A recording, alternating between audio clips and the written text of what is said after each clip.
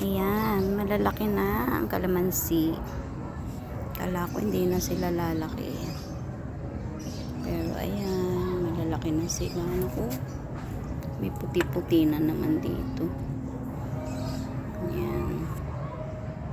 Super.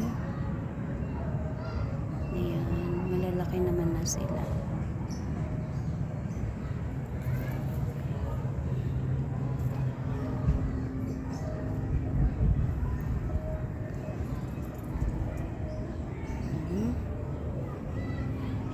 Tapos, ito yung mga last na bulaklak.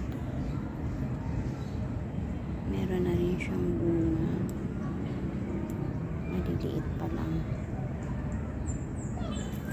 And then, yung petchay ko, kinain ng uod.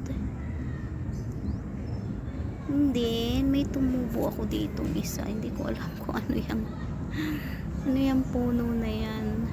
Ay, ano yan? Anong halaman yan? Hindi ko alam.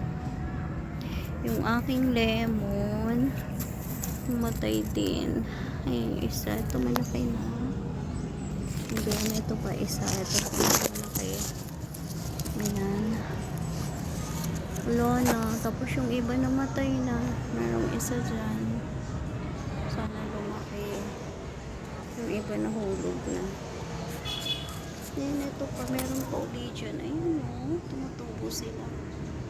Yan yata yung mga nilagay kong pataba. Sila yung nabubuhay, hindi yung tanim. Yung aking papaya, nangungulubot yung dahon. Hindi ko alam bakit. Pero, buhay pa naman. Pero yung malunggay ko, talagang namatay na. Iba na yung tumubo. Ayan, yung kalamansi, okay naman. Ayan, okay silang lahat.